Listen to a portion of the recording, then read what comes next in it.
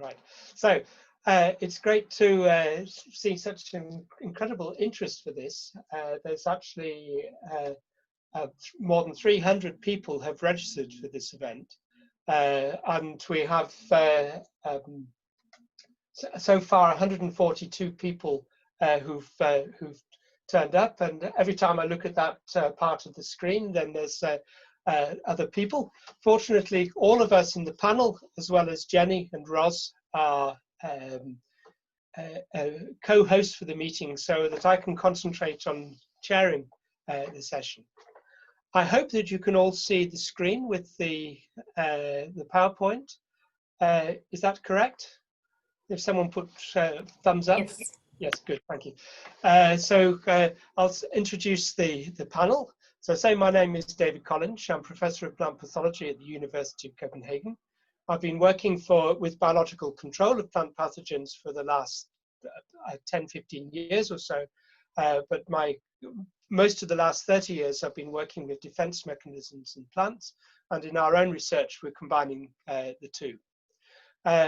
The co-convener of the meeting is Ros Noble from the BSPP, and Ros, maybe you could just say hello. Concentrating some. Hello, hi, I'm just unmuting. So Ros is keeping us on the ball, as is Jenny in the background somewhere, who's the administrative officer in BSPP. So the panel, we have Dan Funck Jensen, who in this context is the grand old man of biological control. Dan started working with biological control in 1982. We were colleagues together for about 20 years in this department, but he's been at the Swedish Agriculture University since 2008, and is actually indirectly provided several of the slides that I'm going to present. Sabrina has also been working with biological control for many years.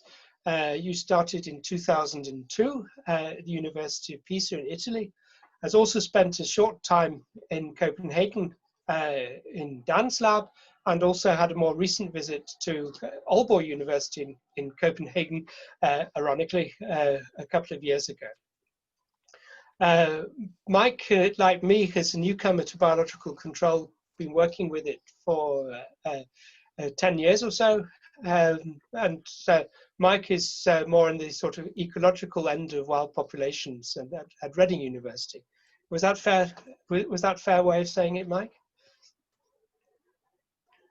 And Richard is actually using the rest of us work with biological control of pathogens, but Richard, or Dick Shaw, is actually working with the biological control of weeds using pathogens.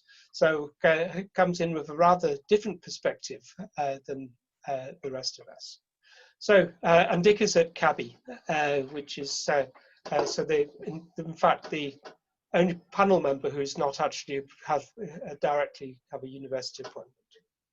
Okay, you'll hear more from the panel members a little bit later in the presentation, but first, we know we're a mixture of very senior scientists who've worked with these things for many years or have an interest in it, but also we have undergraduate students listening in today, and master students as well. So we're a good range of people with different backgrounds.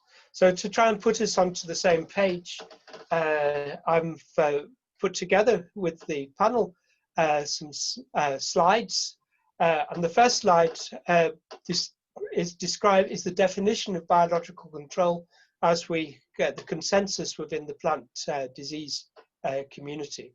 And basically, it's the direct or indirect inhibition of a disease or of the pathogen which causes the disease by another organism, which we call the antagonist, or in practical terms, a biological control agent.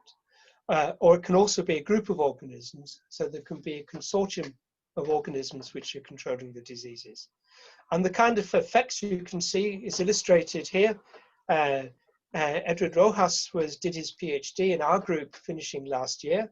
And here we see Fusarium head blight of wheat on the left-hand panel, and on the right-hand panel, we can see the effect of a biological control agent. And Pilar Esteban is joining us from Argentina as well, I see, did some of these experiments together with Edward. And the longer definition is at the bottom, which was a definition by Baker and Cook a number of years ago. We can see, so for plant pathologists, it's basically, we're looking at the exploitation of a beneficial organism to control a harmful organism. And we're introducing a live biological control agent or agents into the cultivation system in order to see a reduction in disease. In insect biological control, then often approaches to manage ecosystems to encouraging existing biological control agents. That is, I believe, used rather less in managing diseases caused by microbial pathogens. So this definition doesn't include the exploitation of other beneficial natural processes, such as using plant or microbial extracts to induce resistance. But these are similar kinds of mechanisms that can also be used by biological control agents. And then in the insect world, then insects attract each other with pheromones. The mechanism is usually called mating disruption, where you can actually use chemically synthesized pheromones or naturally extracted pheromones to attract insects to control those. So that's also a form of biological control, but that's not used by plant pathologists very much, although we can envisage its use in certain situations. So why do we want to do biological control? Well, it can provide advantages of environmental considerations. In other words, we don't need to use so many chemical pesticides if we're using biological control agents. We can use biological control where we have problems with fungicide resistance developing in pathogen populations. We can apply biological control in organic farming systems where we're not allowed to use chemicals apart from copper and a few other things. So basically, it gives us an opportunity to control diseases where we don't have other control measures available. The disadvantage of biological control is that it's actually tends to be you're using living organisms usually, and so like pathogens, the environment plays quite a role in allowing the biological control agency to have an effect. And so we can traditionally see quite a lot of inconsistent efficiency between locations and seasons using biological control compared to other ways of controlling diseases, such as disease resistance or pesticides. So we see that biological control is often less efficient, but we can also have a disadvantage that the product quality may have a relatively limited shelf life compared to disease-resistant seed or chemicals which we can use for control. There's a lot of research interest into biological control, and this means that many of these challenges have been addressed and resolved gradually, but we still don't have any golden or silver bullets in the biological control world that we have in other systems. I think and Dan will correct me if I'm wrong, but I think that basically studies onto biological control originate from studies with suppressive soils, and there's a number of classical examples of these suppressive soils, and these can be quite sufficient. So this is take-all disease of wheat, which can be quite a serious pathogen, stunting the wheat crop, but some soils can build up quite high levels of biological control agents, where the classical one is Pseudomonas bacteria. But a number of examples of this have been described. And then by studying these, then specific biological control agents have been identified and in some cases developed to be commercial products. mechanisms of biological control. This is taken from a review from our lab where we were looking at mechanisms in relation to endophytes, but which are microorganisms which live inside plant tissues. But it's the same mechanisms you can see with other kinds of biological control agents as well. So you can start with the classical mechanism is competition, that simply the biological control agent is competing with the pathogen for the nutrients that the pathogen needs in order to establish an infection. Another classical mechanism is antibiosis, and indeed it's been traditional for many people to screen for biological control agents directly on petri dishes to look for organisms that produce antibiotic factors that inhibit the growth of the pathogens. This is not, I'll come back to that a little bit later as why we don't use that. A third mechanism is mycoparasitism, which is basically the biological control agent eats the pathogen. And the disadvantage of all these three mechanisms is that the biological control agent needs to be fairly thoroughly and uniformly distributed on or in the host plant for these to act efficiently. But the fourth mechanism is induced resistance, and this is basically we see that the biological control agent can induce defense responses in the plant, and some of these defense responses can diffuse or be activated remotely from where the biological control agent is present in the plant. And this means that in this case, the biological control agent doesn't need to be so uniformly distributed around the plant. Now, I've not said anything about the efficiency of these different mechanisms, but it just illustrates that different kinds of mechanisms can operate. And indeed, more than one of these mechanisms may operate in a specific interaction between a biological control agent and a pathogen.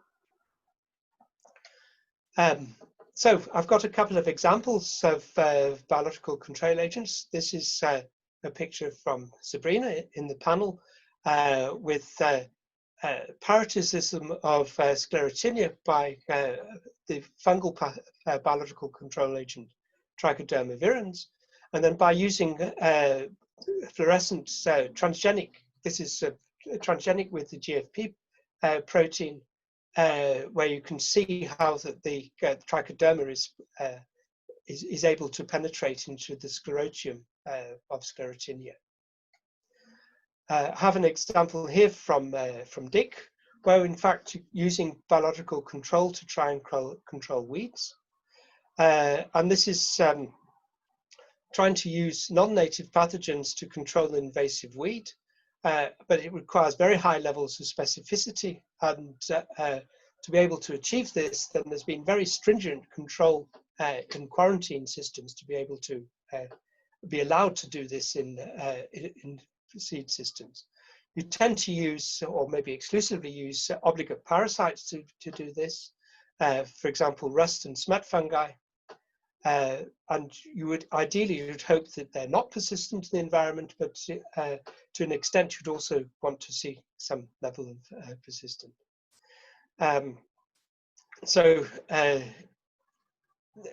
Like biological control of pathogens, and biological control of weeds would also be susceptible to variability in the field. So it's not a silver bullet that can be used under current circumstances. And we at the moment, I mean, we've all heard about rabbits as invasive organisms of Australia or possums in New Zealand. So there's a very high level of awareness that introducing foreign organisms into a new environment may have unwanted side effects. And I guess most of you heard about ash dieback as a disease in Europe. That's an example where simply trees were introduced from East Asia into presumably the Soviet bloc many years ago. And a pathogen which was a very weak pathogen on this ash trees in the eastern Siberia turned out to be a very virulent pathogen when it met the ash trees we have in Europe, and has caused very severe problems, which many of us will be familiar with. There are a few, or there's a number of biological control agents which are on the market. I've taken a couple of examples here. This is the slides that my colleague Birgit Jensen and Dan Jensen have developed, listing both some bacterial biological control agents which you use commercially and some fungal biocontrol agents. And these are the mechanisms by which they is listed in the right-hand side. So we can see that some of these are actually have several different mechanisms of action which they can operate on in controlling the plant diseases. So how do you develop a biological control agent? And this is a slide that Dan prepared and been using in his teaching for many years. But the first stage, which is laboratory, is isolating and potential agents and screening for their effects.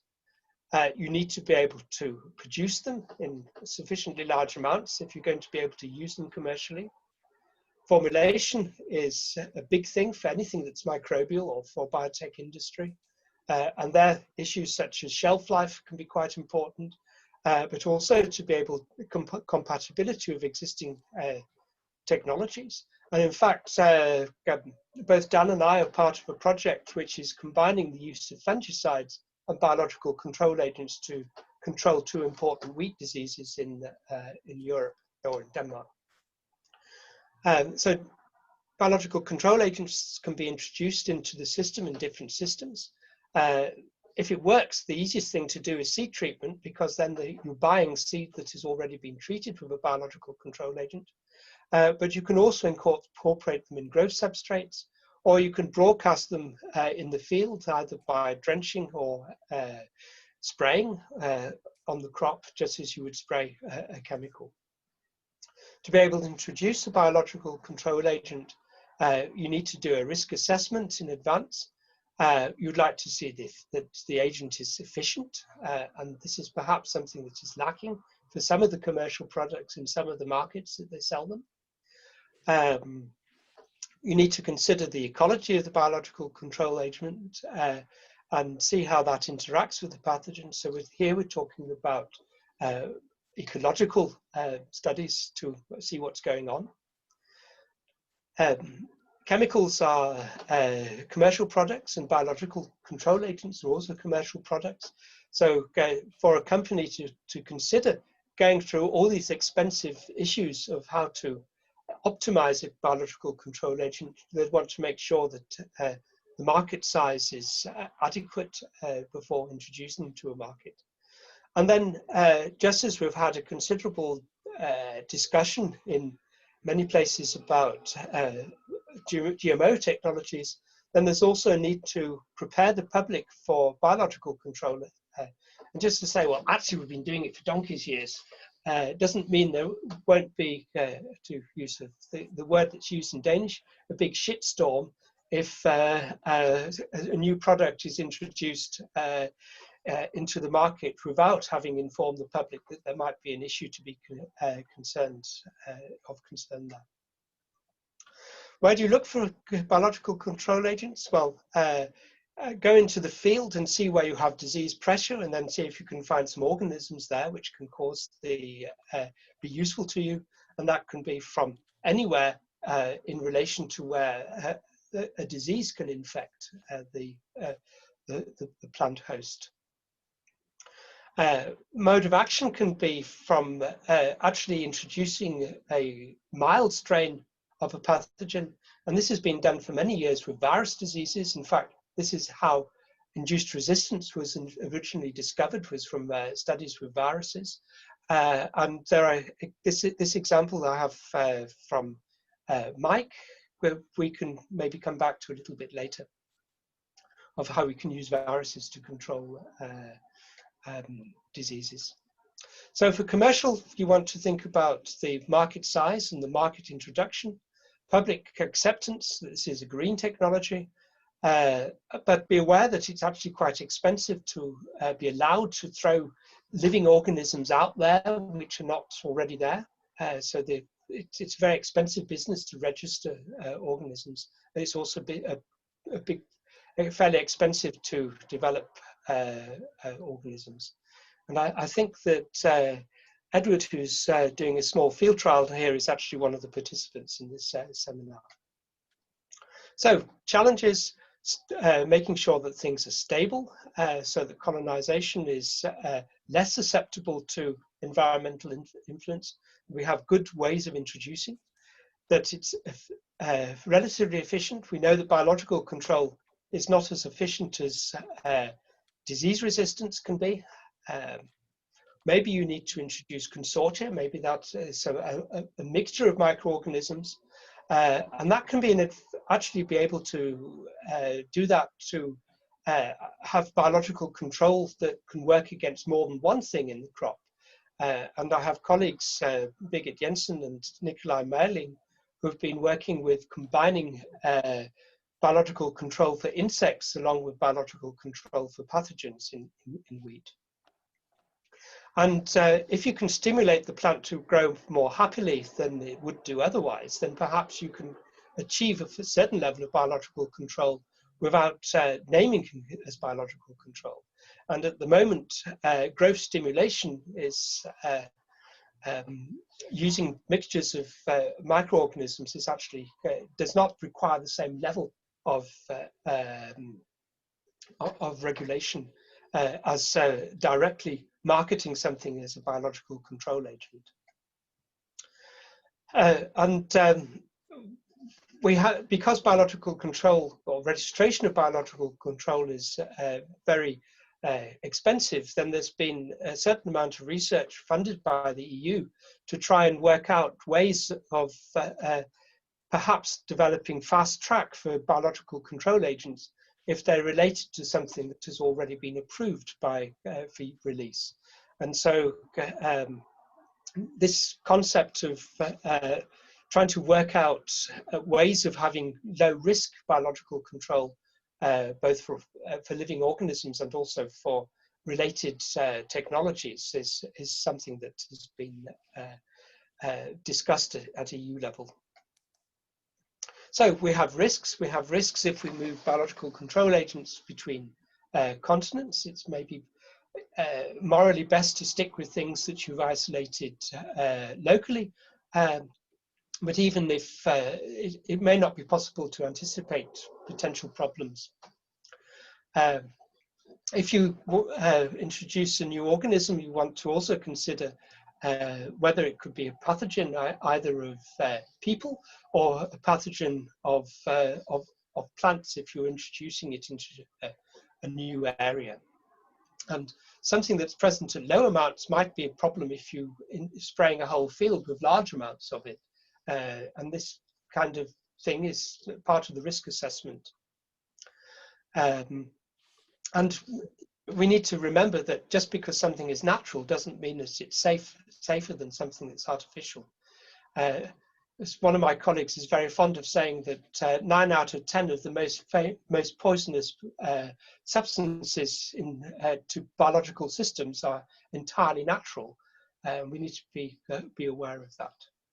But also low risk doesn't mean no risk, and being able to accept risk in the background is something we need to be aware of. So we've posed in the panel has discussed various questions we can pose in discussion for biological control and think about why is it that, why do we need biological control? How can we achieve it? And I've given some examples of how both of these things can be done. Can we use biological control in different agricultural practices? And that's combining biological control with a whole gamut of mechanisms that we have available already. At one level, this is integrated disease management, but making sure that biological control is developed in IPM strategies. I've also mentioned briefly how we can find organisms that we can use in biological control and consider commercially commercial aspects of how to use biological control organisms. Yes, and interpreting and including addressing risks. And should we use the same criteria for different kinds of organisms in biological control? So Kashev is asking, what is an example of a highly successful biological control that's come to be used recently? So anyone in the panel like to address that?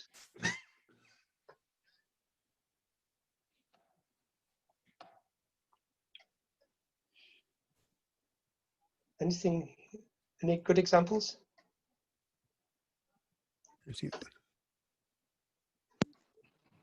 Is it strictly pathology against diseases, or is it any biological control? Any biological control agent. Oh, the weed world can give you hundreds. Yeah. So Cactoblastis cactorum against Puntia stricta, black wattle control in South Africa. There's many uses of insects and fungi to control weeds on a continental scale. But I think the interest of the audience is much more in the disease world here.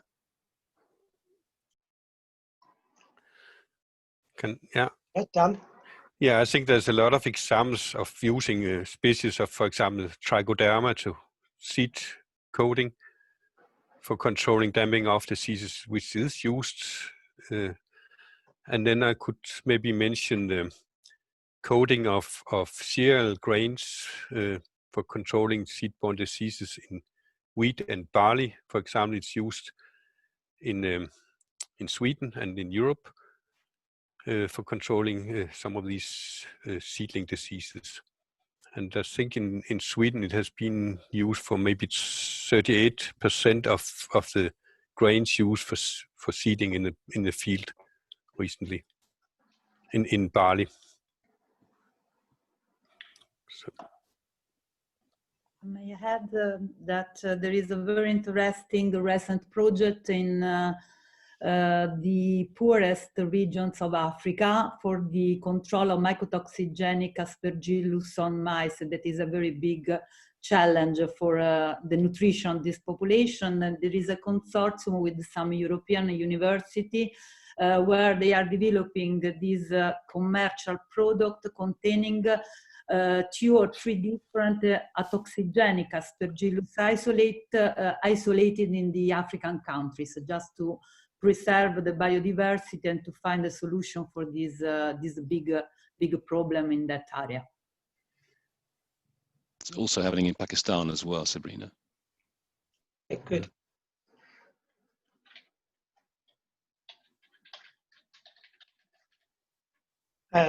Just like to remind you, many people have joined after we started. Could you please put your full name in the presentation? And if you have a profile picture, it's so much nicer to look at a profile picture or a video than it is to see a white name on a black background.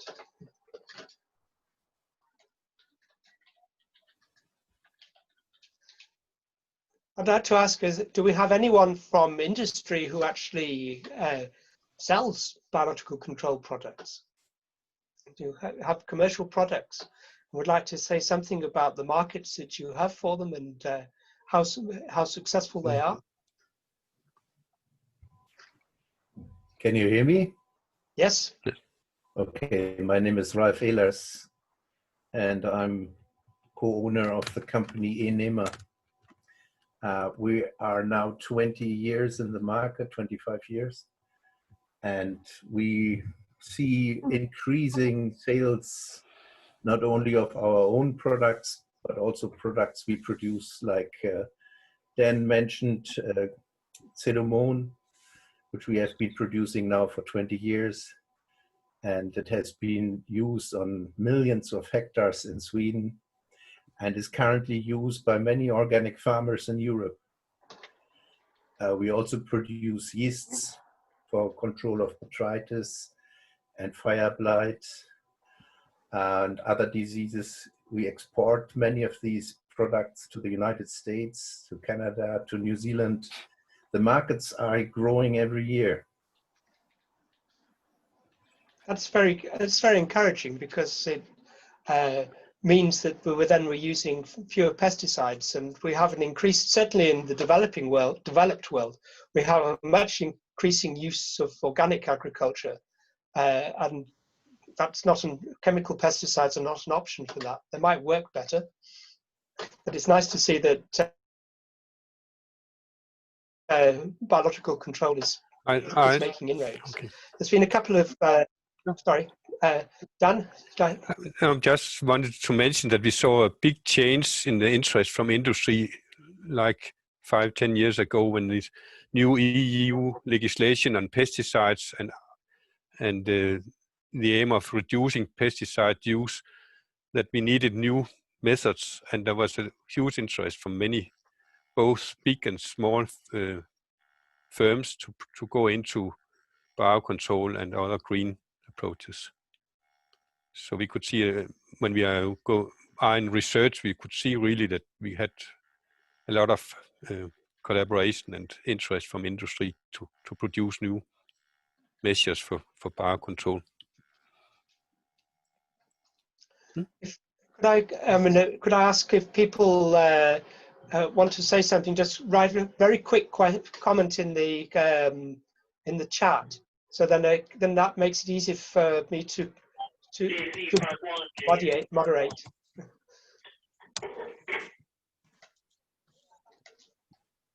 So BTO1NZM is saying that there's practically no BCAs for foliar application to control pests or diseases in the field. Is this a formulation problem or resilience problem? Well, I think part of the problem is simply that the field is environmentally much more variable than a controlled environment. So like pathogens often have particular environmental conditions in order to infect the plant. So do biological control agents as well. It's also an issue of speed of action, I think, David, because we have, for example, the myco pesticide against locusts, which are a very big story at the moment. They don't knock down as fast as pesticides, but they have a much more sustainable and long-term result. And even though the organism is still alive, it's stopped feeding. So people don't feel that they've had the result they expect to see with chemicals, but in reality, the pest has stopped doing what the pest was disliked for doing in the first place. So it's sometimes a perception problem and also a translational problem into a current chemical-focused environment. Yes. We have been developing methods for controlling Sumoceptoria in wheat and had very good results, also combining with the one spray of pesticides and then coming in with sprays with biocontrol of fungus. And we have entered into a collaboration with a firm to go into a commercialization of these methods. So we think that will be the future, that they will have IPM strategies where you can lower the input of pesticides by using a biocontrol spray maybe 1-2 times and then only one low dosage pesticides, or maybe even only biological control sprays if it's related to organic farming, for example. So there will be some very promising methods here, and this also goes for Fusarium head blight that we see very interesting results coming here.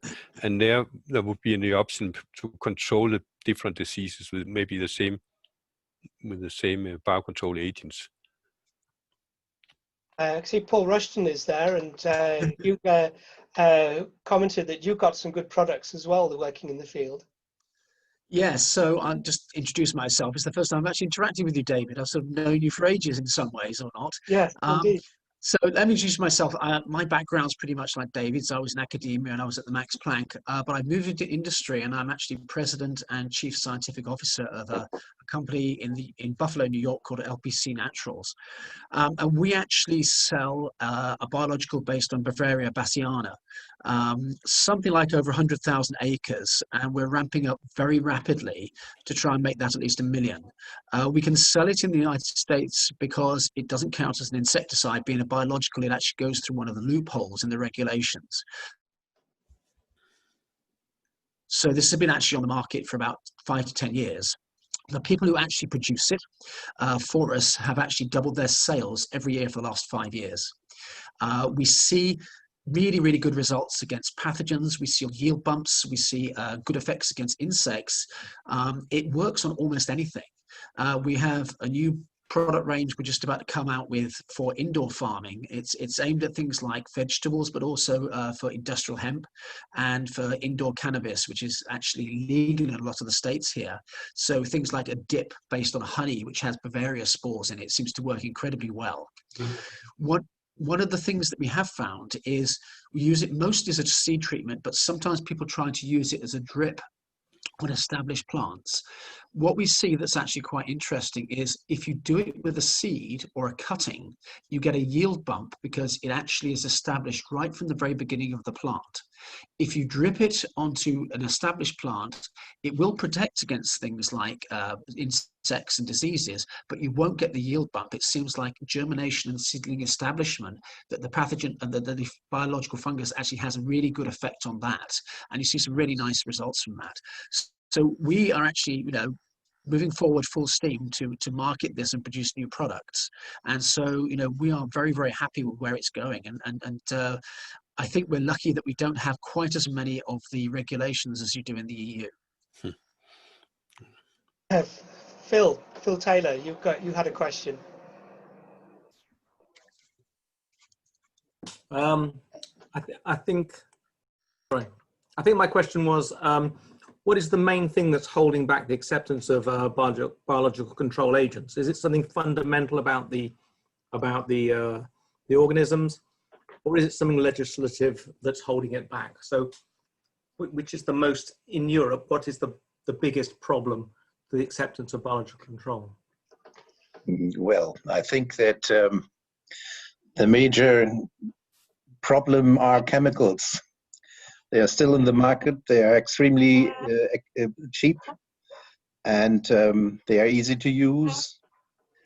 Although we are successful only in those cases, as mentioned before by David, when there is no other solution or resistance development.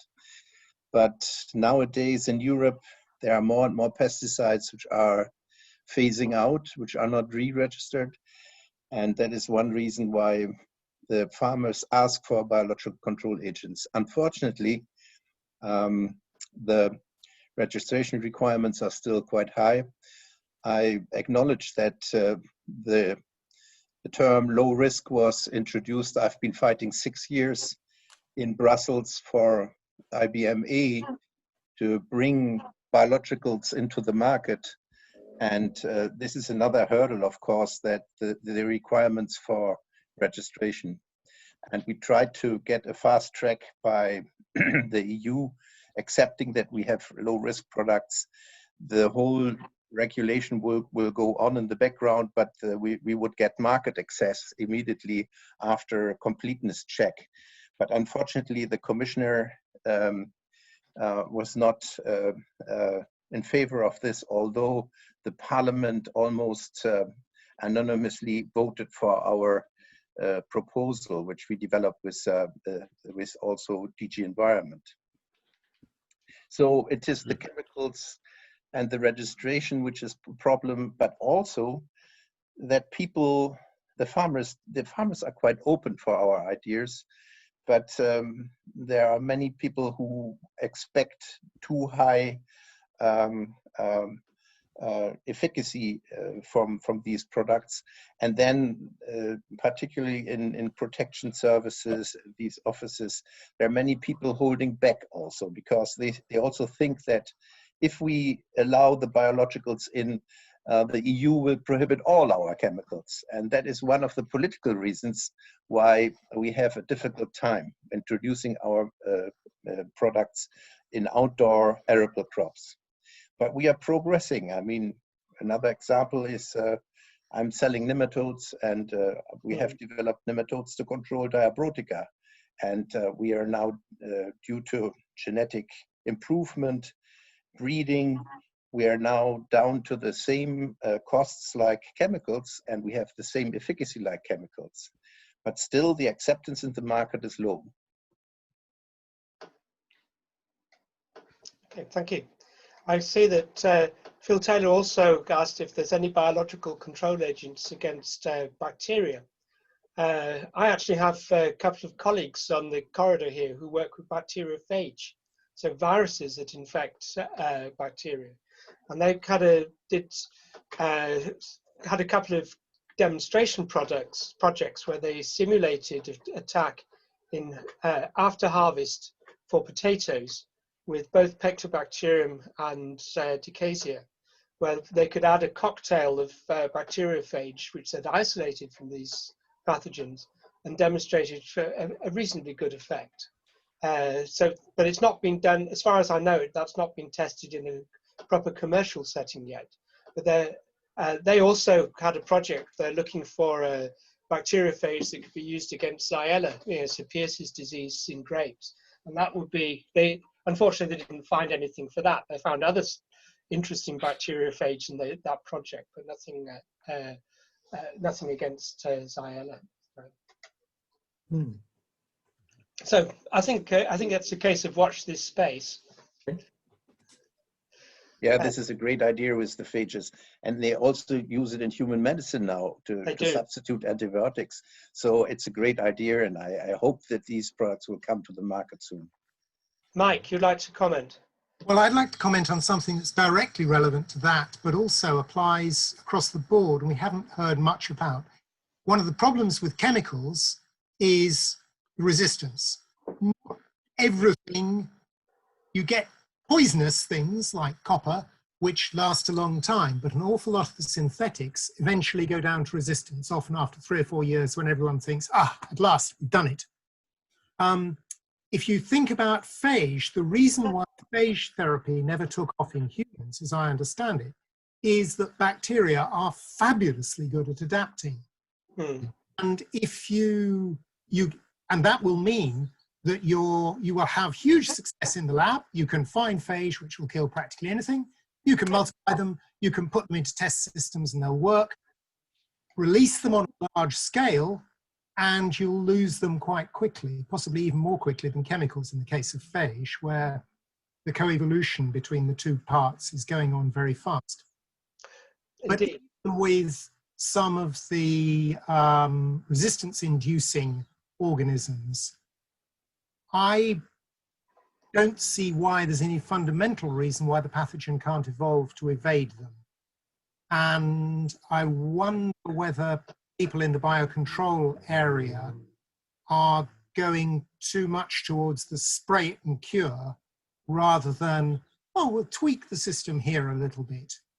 I think the insect control systems which have worked in greenhouses and are widely used and quite well established work because people are very aware that they need to control the environment as well. They need to allow small amounts of the host to exist. They can't have a zero threshold and so on. And I'm not sure that in what we've been discussing that we've considered that very much. No, that's a good point. And I think going back to the bacteriophage, from what I gathered from our internal seminars in our section, is that you really do need to develop a cocktail that works in your laboratory system. So you don't just add one bacteriophage, but you add a lot. But as Mike says, the bacteria evolve quite rapidly.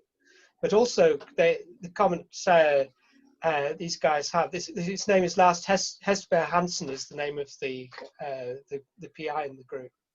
Is that there's actually, if you count the number of individual organisms on this planet, then there are probably 10 times as many bacteriophages as there are bacteria.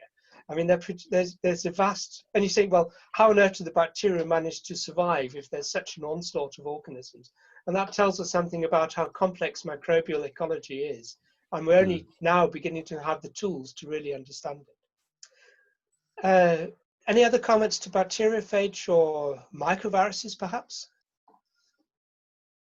Because that's also a developing area. Mike, you have something about mycovirus? Well, this is something where I think there are people in the audience who could comment more than me.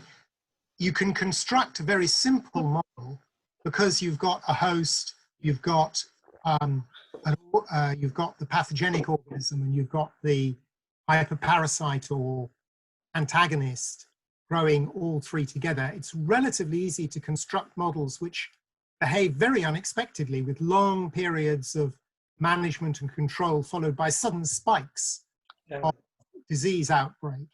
And again, we should be aware of thinking that 1 or 2 years demonstration of something working means you're safe forevermore. I don't think there is a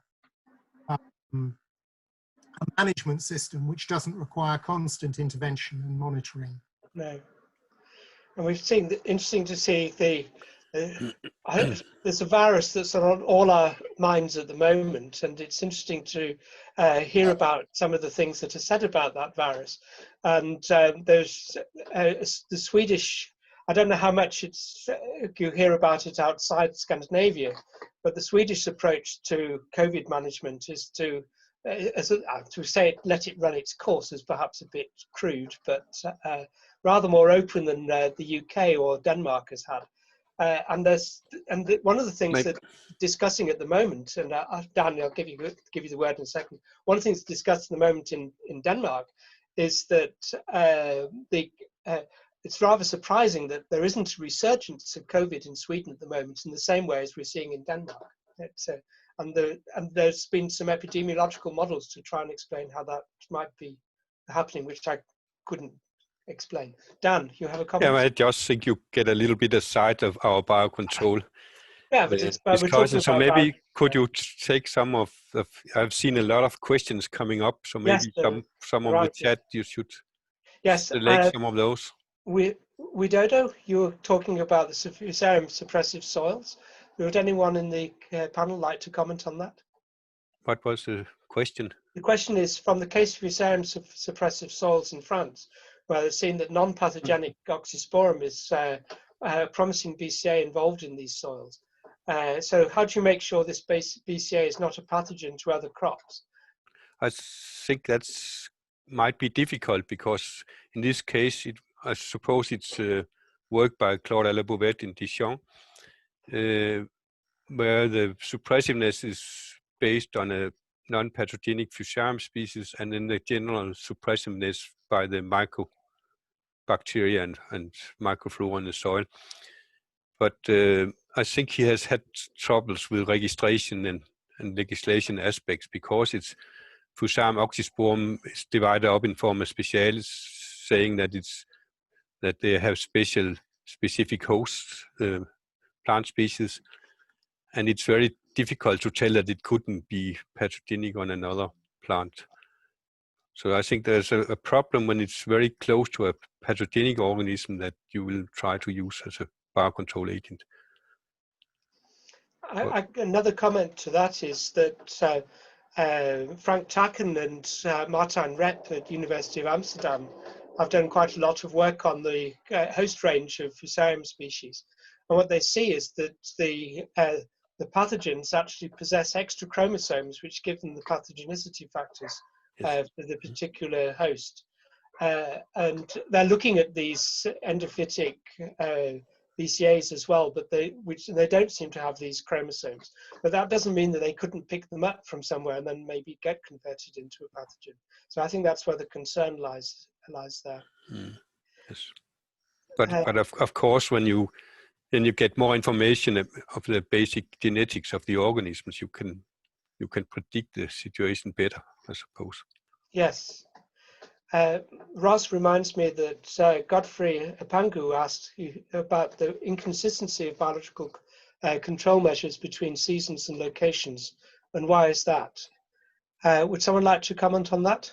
I can maybe say something from our work. We are trying to study the detail of the disease cycle of a pathogen, knowing when is it attacking the plant and where is the infection takes place, in what conditions and so on. So you need to know exactly the timing and the niche where the placement should be of the organism and when they should be active to get a successful biocontrol.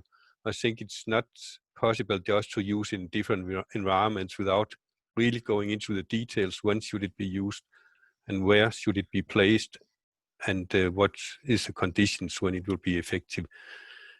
And if you have a good solid background in that, then you can maybe make better strategies for using it efficiently. And then you will also know if it's not working in another time, point of the season and under other conditions. So I think all this information is important, and it is important that you know about these things, and it's also important to find out that this is different from, for example, chemical pesticides. Here you have to work with the living organisms, because we are using that definition that biocontrol is only using living organisms to control the diseases, and there you need to have a good background, and that's why we also teach our students about all this, the biology of the system, and when does the interaction takes place, then you will know how can you optimize the system, how can you get a good biocontrol effect.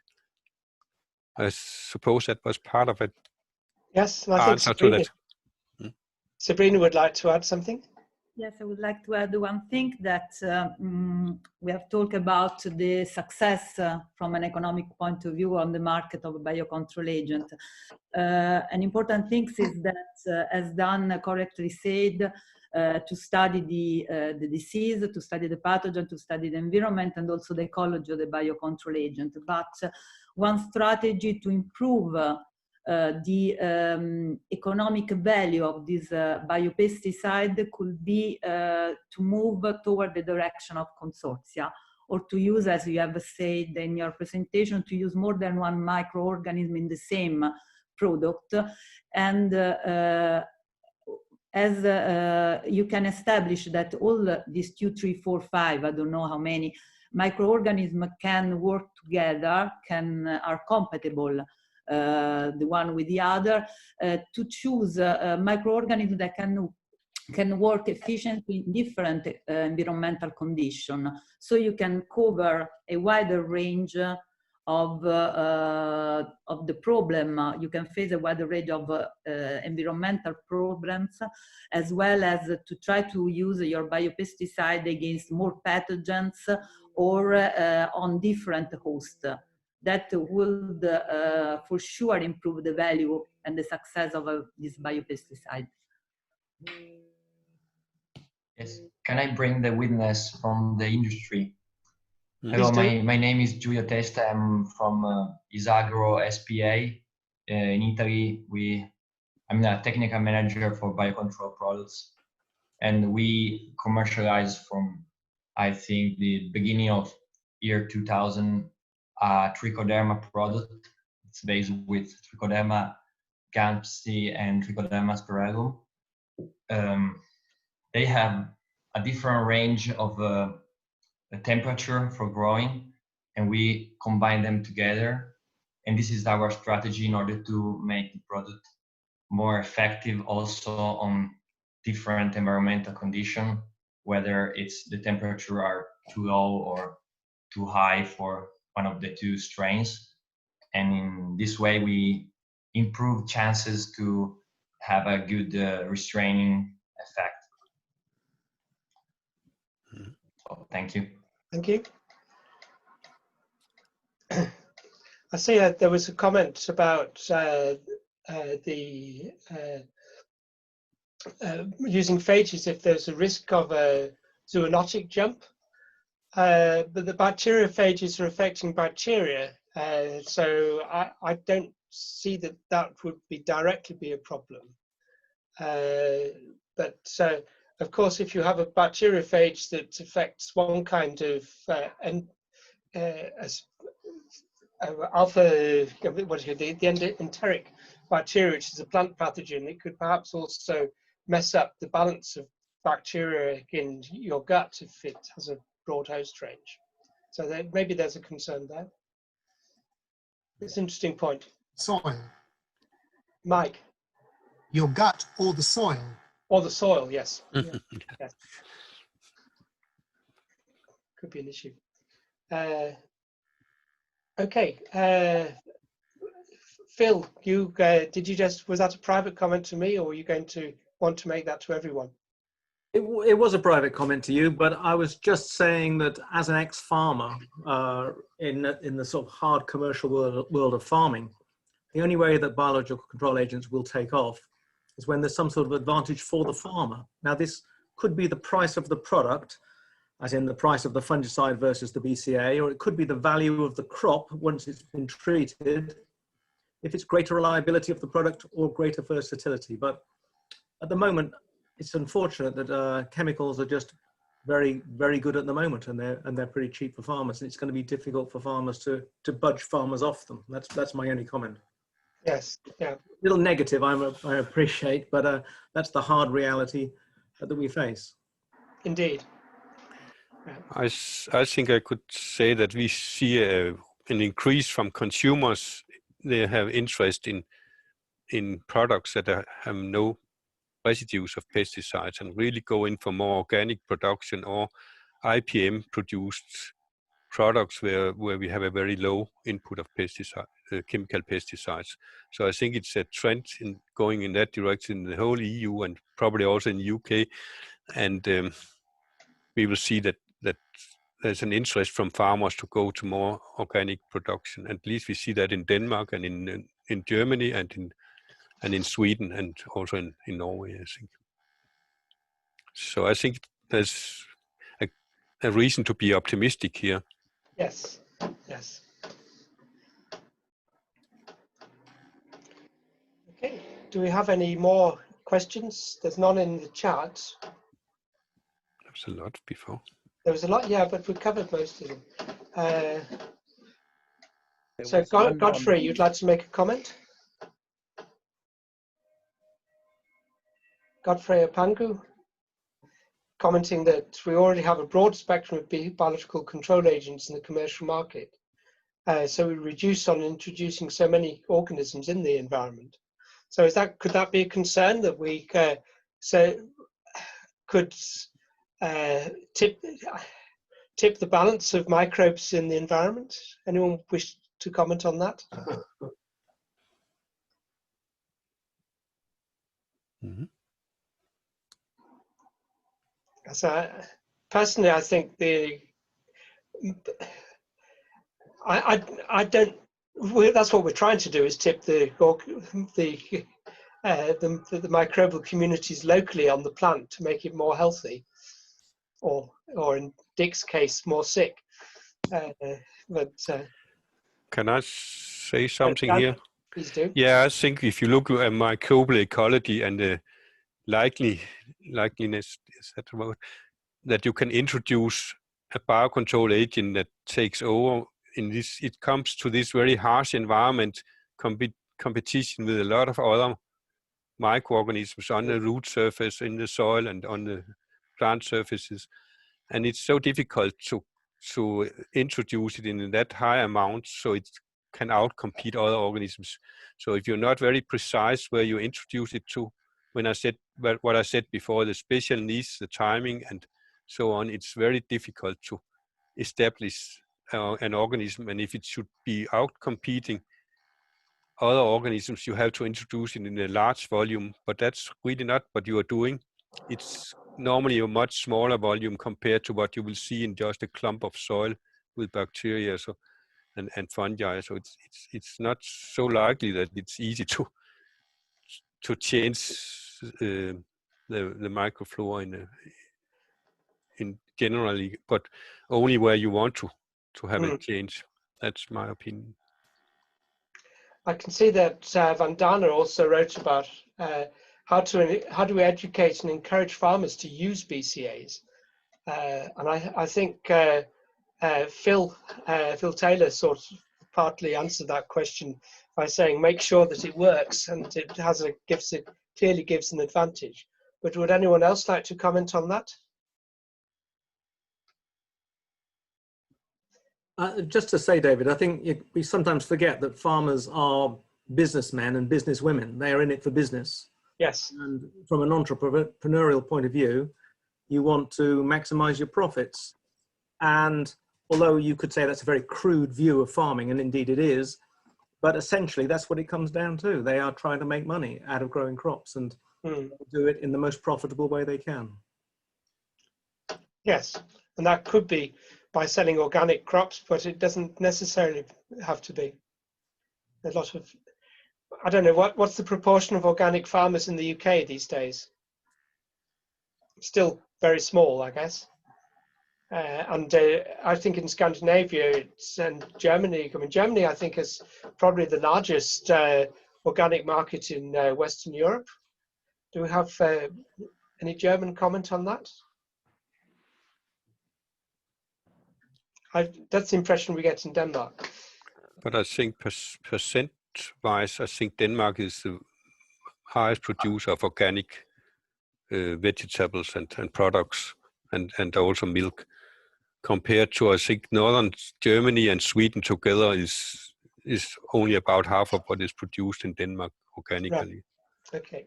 I saw some figures a few years ago, 2 years ago. It might have been changed the last 2 years. I don't know. Just promoting my organic credentials, so you don't think I'm some sort too much of a chemical head. I was Britain's largest producer of organic pears for several years. So oh, great! I do have organic. I didn't know that, Phil. Congratulations. Mm-hmm. Ellen Barocas has a comment from Brazil. Would you like to add to that? Doesn't have to be me reading out your comments. It's nice if you say. Yes, yeah. yes. Can I hear me? Yes. Yeah, and I work at Indigo Agriculture. I'm agronomist in Brazil. And now the biological control is going so fast here in Brazil. But the problem, and especially for nematode, and not only small farmers, but for soybean, cotton, corn, the growers are accepting very well the biological control and also inoculants. But we are facing here a problem because the legislation now is new here. This type of legislation allows that the growers produce their own microorganism for biological control. And this, I guess, this is a big problem, and especially for the future, because we don't know the quality of this microorganism they are producing. And I don't know if you are facing this in Europe. This is allowed in the United States, I don't know, in Europe also, but this is new in Brazil. I guess they are trying to say that is easy produce, and that we know that they are not. Maybe they are producing another thing, because we can you can distinguish, for example, Bacillus subtilis and another type of bacillus that can be harm to the agriculture. So I don't know, in another country you have the same experience, but here we are facing this. In the same times, when the growers, they are accepting very well the biological control, we have another problem that it's allowed to produce biological control on farm. John Lucas, you have a very interesting comment following on from one of the questions in the chat. Microphone. Yes, can you hear me? Yes. Yeah, obviously it's a bit of a generalization that there's a biosynthetic load when plants are using active defense. I mean, one of the curiosities to me about the use of defense activators is why aren't plants sort of activated all the time?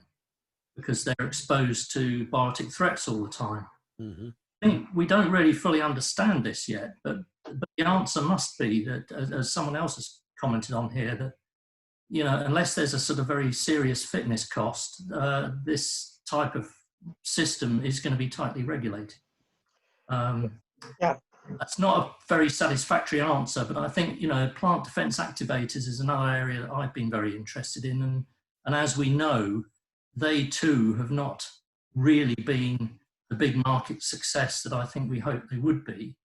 And I think, again, that's something to do with variable performance. And do we really understand the basis of that variable performance as well as the biocontrol variable performance? You know, we use statements like, oh, the physiological state of the plant, but what actually do we mean by that? Indeed. Age, is it environmental factors? Is it even the, you know, the microbiome that's on the surface of the plant? We don't know. Can Yes, Can I two just comments there, right? Mike first. Well, to add to my question, okay, I agree. That must be the explanation, that these are costly and so they're facultatively controlled. But promising biocontrol agents, nobody reports, oh my goodness, we had a yield drop. Instead, these things give a yield drop in sterile labs, CE soil. They give yield benefits in outside. It doesn't seem like there's much of a cost. If there is a cost, then somewhere down the development line, we're going to encounter it. And it could be rare catastrophic events. But there's something that, you know, I don't know, if you combine a drought with the biocontrol agent, you get a complete loss of yield, something like that. So I just think that in looking at this, we ought to be trying very hard to find out what the cost is, because we're not being given these constitutive resistances, these resistances for free. There must be a cost. I've said Kasia would like to say something. I'd like to say something first, and that's and one of the things is that I talked to one of the wheat breeders in the UK some years ago, Paul Nicholson, I think, and he was saying that while it's easy to breed for highly resistant wheat that has a low level of infection of lots of different diseases, but the problem is it's their yield is very low. And the second observation associated with that is the NPR1 protein is one of these regulators of disease resistance, induced resistance in plants. And in the transgenic trials done in the growth cabinets, it gave a really nice effect against masses of different pathogens in this well-known crop plant, Arabidopsis thaliana. Then you take it out into the field and try and do something, you find, well, constitutively, the expression of this NPR1 gene was enhanced to the level that it was normally observed when you induced resistance. So basically, and I talked to Jiang Dong about this, excuse my pronunciation, and she was saying, well, it seems to be a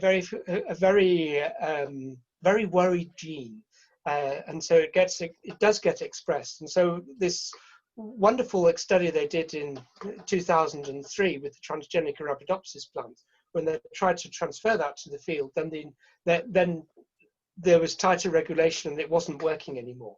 Kasia, you're working with our genes and you'd like to have a comment. Yes, hello everybody. Thank you for allowing me to have the floor for a few minutes. I'm currently working with a candidate R gene that's thought to control resistance to P aphids in the host plant Medicago. I have a couple of comments to follow up on this thing about real world conditions and also what are the side effects of having a defense system that's already switched on. Although I haven't looked into it specifically with my gene, I know that our gene activation, by the way, that's resistance genes that are usually nucleotide binding site leucine rich receptors. It's often a case of activation rather than expression. Like, for example, in my work, I have some plants that have these R genes that are constitutively expressed, but we haven't seen autoimmune problems yet. It's thought that it's more a case of activation through interaction with effectors. So having the defense system currently switched on does often have negative side effects for the plant.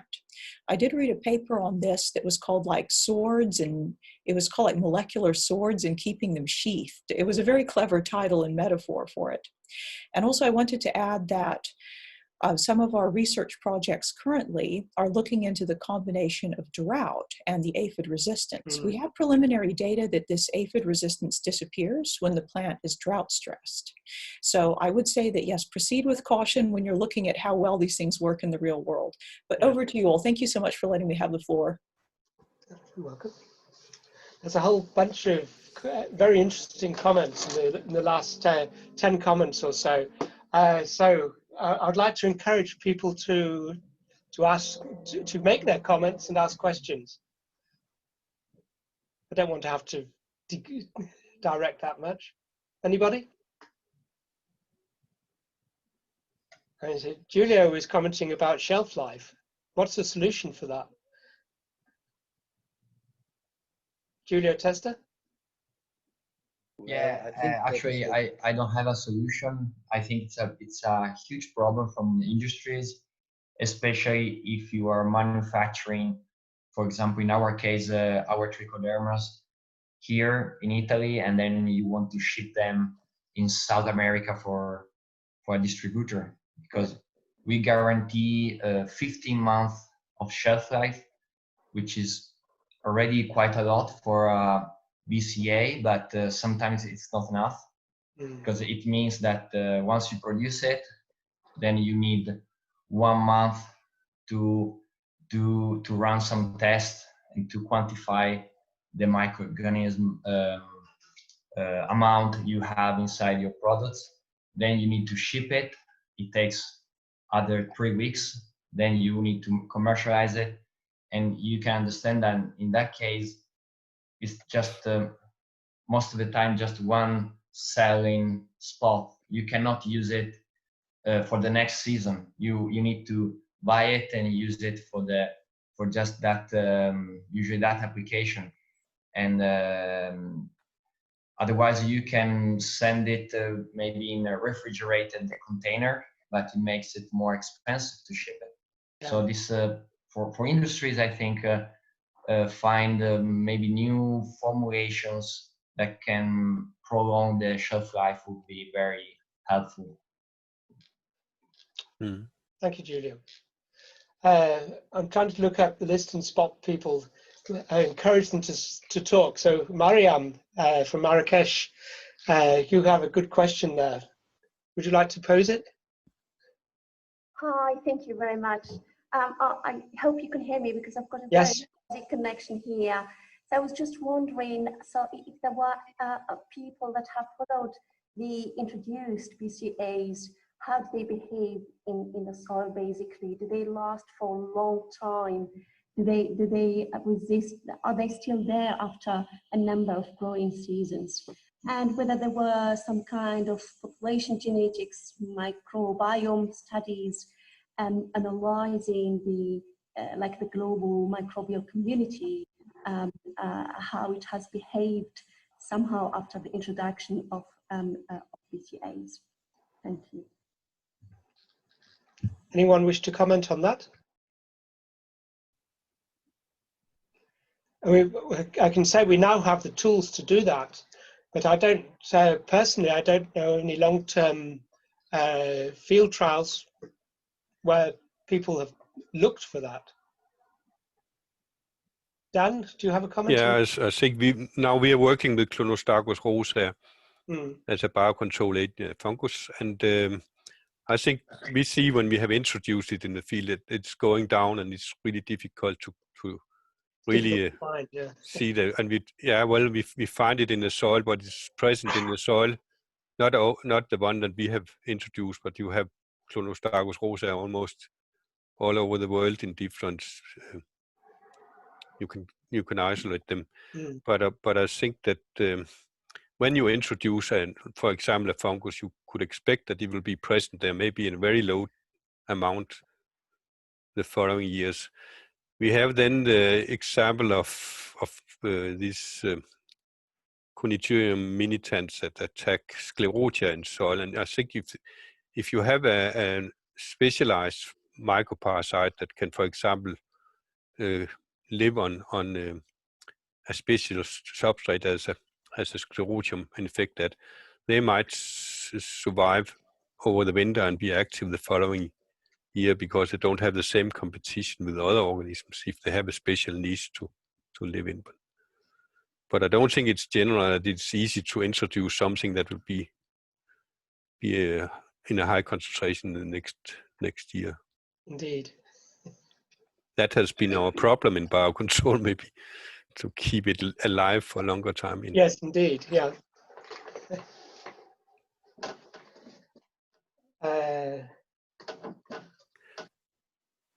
Ruth Durbin Jackson, you asking? You have a question? Oh, nice. Yeah, hi Ron. I've worked a little bit in research trials in the UK in horticulture, and it seems like there's quite a big wall of getting the BCAs to industry and getting them out there because they are so niche compared to the kind of broad spectrum fungicides that you can develop and have on the market for a good 5-10 years. I'm just wondering if you think there should be support financially from the EU or from the US or countries to give them a bit of a boost or a head start to chemical fungicides and insecticides, if there should be even. Will I say something about that? Of course. Yeah, but I mean, from industry point of view, there is no support other than in Denmark, where chemicals are taxed. And then the money should go to projects of biocontrol. But the EU and also the national organizations, they fund quite a lot of research. For example, we had about €1 million from the EU going into breeding of nematodes to improve their longevity and virulence, and supported by genetic markers and so on. So there is quite some support, and the research organizations are very open to fund our activities.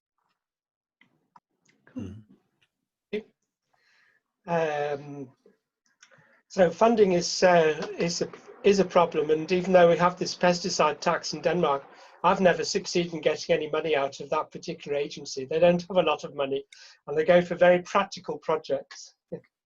I'm sorry, I can't pronounce your name. Your second name is Shiva. You have a comment about viability for plant defense?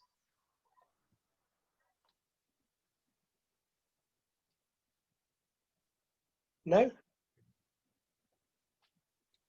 Not a question there. Edward. Yeah, hi everyone. My name is Edward Rojas. I work at Christian Hansen, a Danish company trying to produce biocontrol solutions. I have a question for everyone actually, and something that we have overlooked about the discussion, and is where can we find these organisms? Where can we isolate new biological control agents? Because we have talked about where to sell them and how to produce them, but can we find more than we have now? Edward, you spent 3 years working on this. Edward finished his PhD in our lab last year, and I actually showed a picture from his thesis in the presentation. But should I answer that question? Oh yeah, I could also say something. Say something, yes. Yeah, I think it's a long process when you find an organism to you have a product on the market.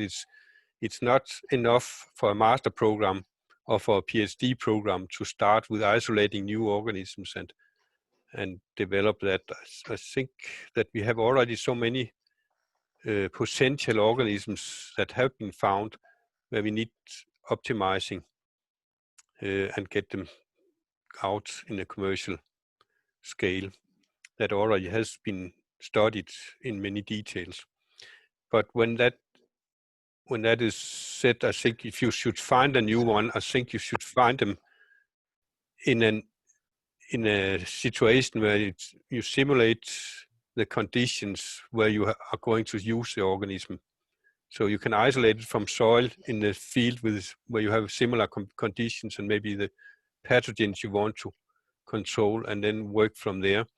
There's an attempt to go into endophytes now and believing that they are more interesting than normal organisms just because they can enter into the plant. But I think that there's a lot of options to find and screen for new organisms. And another approach is to find organisms that are exotic to an area because then they might be more successful than those that are there already. But I think I would not recommend that approach, but some researchers think that is more give better possibilities to find new organisms with new mechanisms that can be used. But I think it's difficult to start finding out. It's a long and expensive process. It's also why we have big companies coming in now to being interested in lift the costs of developing biocontrol agents, and they will not start something that will take 15 years before it's on the market.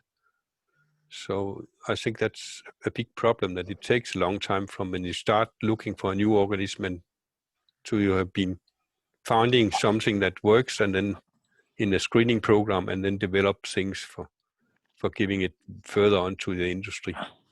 That's a long process. Indeed. When did you discover Clonostachys roseus strain, Dan? Yeah, we worked with that.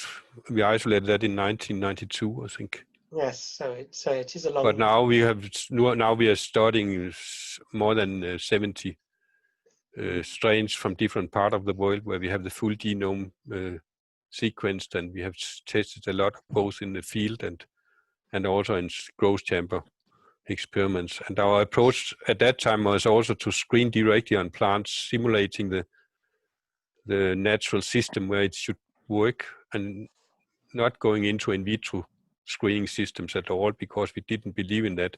And I think when we see those that have been successful in biocontrol of plant diseases, 90% of those have been selected in plant screening system and not in vitro screening system. So that's a point to make, that you should never screen on egg and look at dual cultures before you have something demonstrated and an effect on plants or in the field. It's a long answer to a precise question. But that's the strategy that many of us use. And I can see that someone comments that Jürgen Kohl has done this for many years. I think he was probably one of the first to make this point very forcibly. Someone whose name is not BTO1NZNM is comment in the chat.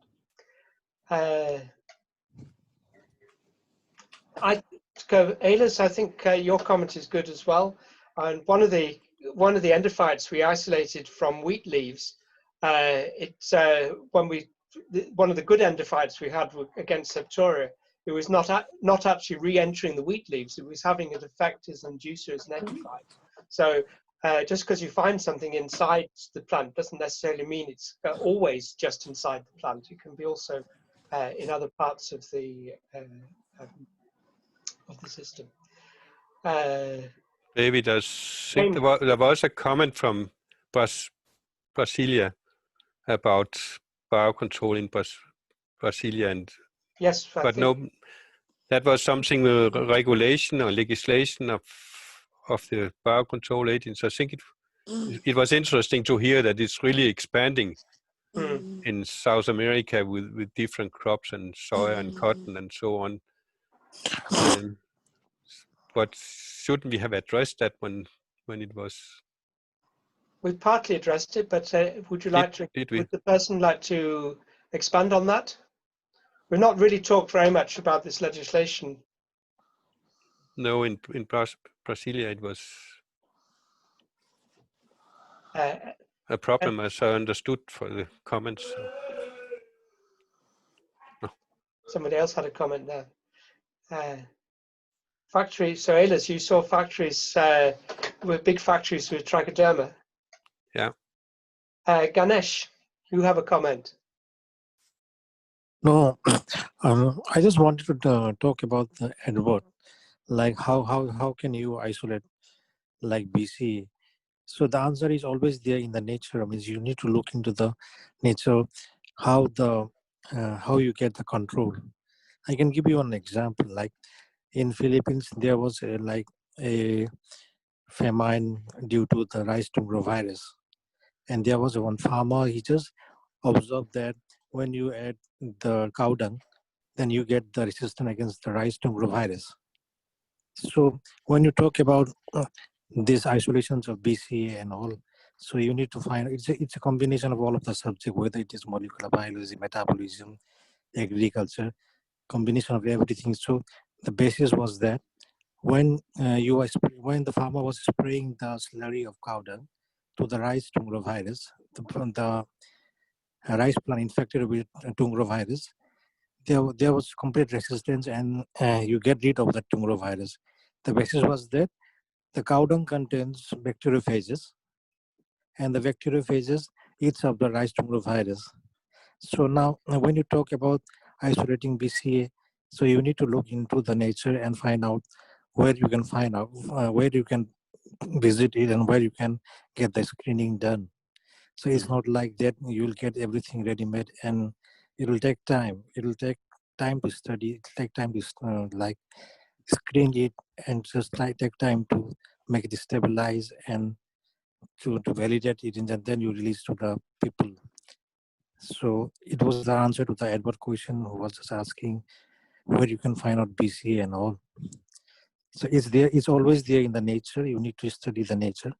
You need to find out, look into the various prospect you want to go for, and just find it out.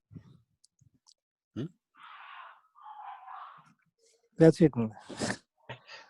Which is a little bit like the plant breeders. They go out to the countryside where the crop diversity, the origin of diversity of a crop species. I was going to ask Naomi, but he's just gone. But James, you've got a comment as well, which Yeah, I had a comment about application. Basically, we're talking about living material. I don't know, fungi, bacteria, etc. And I just, you notice on farms when people are spraying things, they're forcing basically as a tank. You've got your biocontrol in there. You're forcing it through a nozzle. Is that the best way to apply a biocontrol agent? I probably don't think so, because I don't think many bacteria would be like squeezed at high pressure through a nozzle. And I just wonder whether we're limiting our successes here. I think I can answer this. We're even using nozzles to spray our nematodes, and they are 1 millimeter long, and bacteria are just 1 microliter. We have not seen any negative effect from spraying bacteria. And there are new application technologies, well, new, but drip irrigation is also a good way, and seed treatment is another way to apply biocontrol agents. And there are new techniques coming every day. And I think in the future, the companies which produce these machines, they will also come and adapt to our organisms in the future. I have some cooperations going on already. Okay. I think it's a very fair comment from James. I agree with that, because we always, in order for the farmer to take it up, we always say, what does the farmer use? We have to fit what they use now. It's always a little bit the cart before the horse, as we say in England. So yeah, I think there is probably a better way of doing it if you're able to design the equipment to suit in advance, which is an expensive thing to do. Yeah, and I think that's the problem with uptake of this sort of technology, is the farmer is already equipped with their machine, with their nozzles, and they don't really like change, and it's actually going to be an expensive operation for them to change, and probably they will be forced to change in time, but that's the reason, I think, for the more poor uptake. I think that the spraying is an excellent technology, because you can very evenly distribute your product. It just needs an adaptation. You need larger nozzles for microorganisms and larger drops also than when you spray chemicals, and you have to consider the sedimentation as well. And but there are increasing technologies to also come below the surface of the plant leaf and so on. So there's some good technology coming. I really like spraying. Yeah, and I also know that in Sweden there are research going on for making so they can spray the plants from below the leaves, where you have some of these pathogens or insects sitting underside of the leaves, and then they can spray from below instead. Probably mainly for greenhouse settings at the moment, but I think there's a lot of perspectives developing spraying technique, especially for microorganisms. Okay, people are beginning to leave, but I mean, I'm happy to carry on a little bit longer. Naomi, you had a number of comments which you haven't really. I was going to give you the word, and then you went. Are you still there? I think Naomi's left as well. Yeah. Alice, that was another good comment from you about Nagoya Protocol. That's something we have to address in all our EU projects in great detail, that we're not doing anything that breaks the Nagoya. So Nagoya is about transferring, it's about ownership. A country owns the organisms present in the country, and so is there permission to take the organisms to another country? That's the brief version of it. It's an issue, and some countries don't care and other countries do. There's a lot of great comments. I mean, anyone would like to raise one of their comments? I could make a comment on the Nagoya thing, because we've got a colleague who's very, very interested in it and a bit of an expert now. And I think another comment we could say after Ralph's one was that there are some researchers who care about it and some researchers who don't. And Yes. the moment the journals insist upon seeing a pick and a mat in advance of publication, much the same as we do for human investigation and animal cruelty, suddenly everyone will take a much greater interest in access and benefit sharing. That's a good point. Any other? People seem to be leaving before I keep on finding their comments. Someone else? The floor is free. There's still 100 people here. I just have a question regarding the Ngaia then. So it's also effective regarding microorganisms. So it's not only like animals or. Yes. There's a big debate going on at the moment about whether genetic information should be covered under it. So it's absolutely everything. It's incredibly powerful. The amazing thing is Brazil seems to have got it just about right, even though they're not signatories to the Nagoya Protocol. If you come here, you've got to work with the local organization, you've got to deposit your organism here, and you've got to pay us a percentage of whatever you make up front. We know what the percentage is, off you go and do your research and come back when you've made some money. It's amazing. Yes. Another good comment from Ayla's about plant breeding, and again, the big EU project we finished a year ago. That was one of the things we looked at, and actually just got a paper accepted today about that. But I'll come back to that. We have to address some comments for the referees, you know, that kind of problem. Yes, well, thank you for all your positive comments. So any other comments people would like to make? Questions?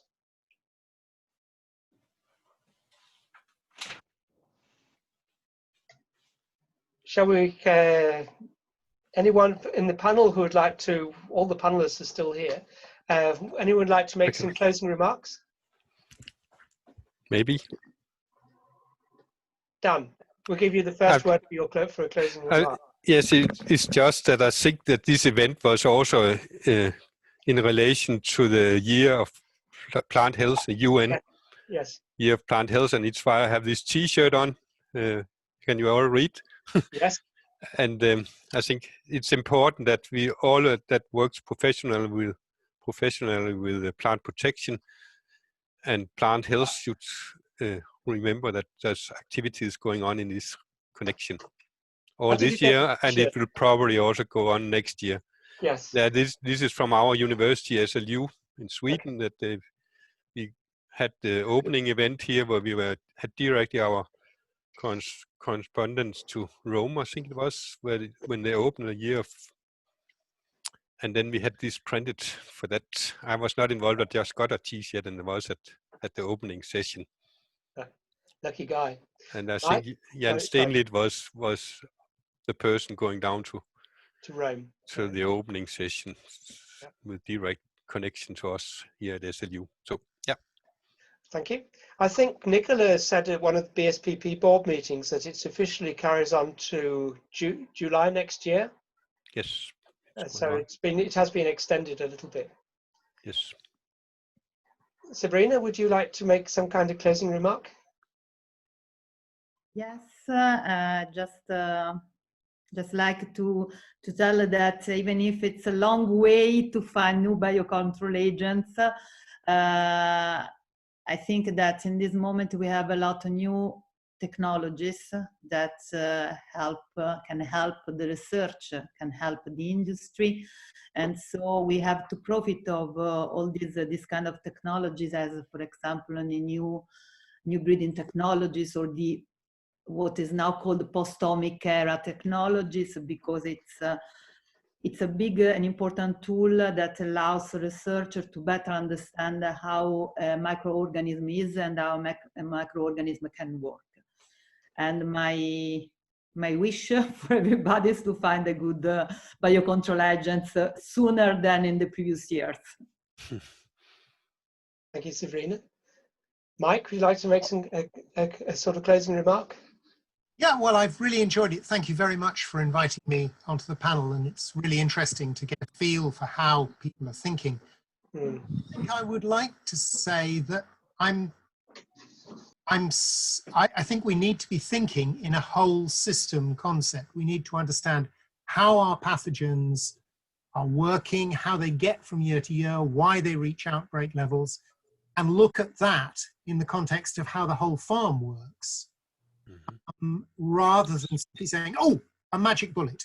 Yes. There are lots and lots of areas where the magic bullet, no magic bullet ever appears. You put one, and it's a tool that you'll have, but you need to think of the whole system in which the whole ecosystem in which the tool is operating, and what it was originally trying to do. Indeed, that's very astute. Dick, did you have a comment? Yeah, yes, thank you very much. I really enjoyed that. I learned a lot because obviously I'm an entomologist hiding amongst pathologists, so I thoroughly enjoyed it. I still think biocontrol's time has come, but I've been saying that for 25 years. But I think things are heading, the perfect storm is coming. A lack of regulations are basically stopping chemical extensive use, and we're waiting wings. So I think the time is right, and I'm really glad to see so many people working across the globe on this excellent subject. Yes, me too. And one comment I'd like to make is, and this has been raised earlier during the discussion, is that there is a gap between going out there and finding something new, demonstrating it works in the growth chamber of the greenhouse, and then actually having the public funding to be able to develop and explore more possibilities. And I have the same gripe about plant breeding. It's very parallel worlds where we, over the time that I've been, the 30 years or so I've been working in plant pathology, to see how public support for plant breeding has decreased. And there really is very little public money for developing products where you don't have a commercial partner who's prepared to make a big financial risk in developing the products.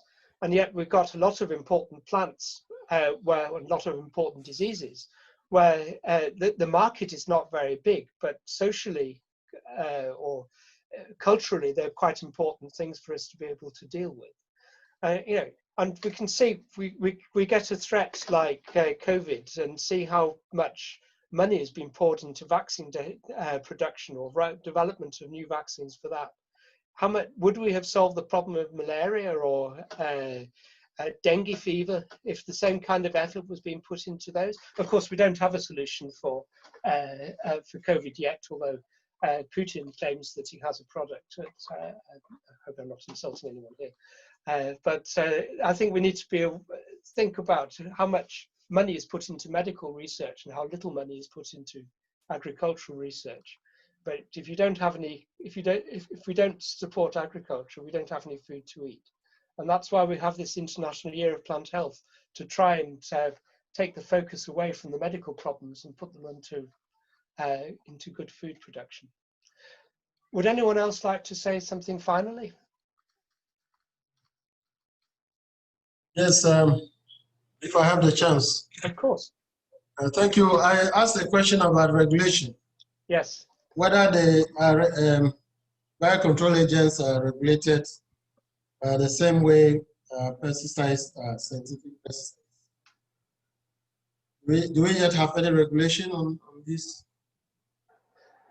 It depends on the country, okay, or the region. So in some places, you can sell any kind of snake oil without having to demonstrate that it actually does anything, or that it's safe to work with. And in other places, you need it's very strict regulation.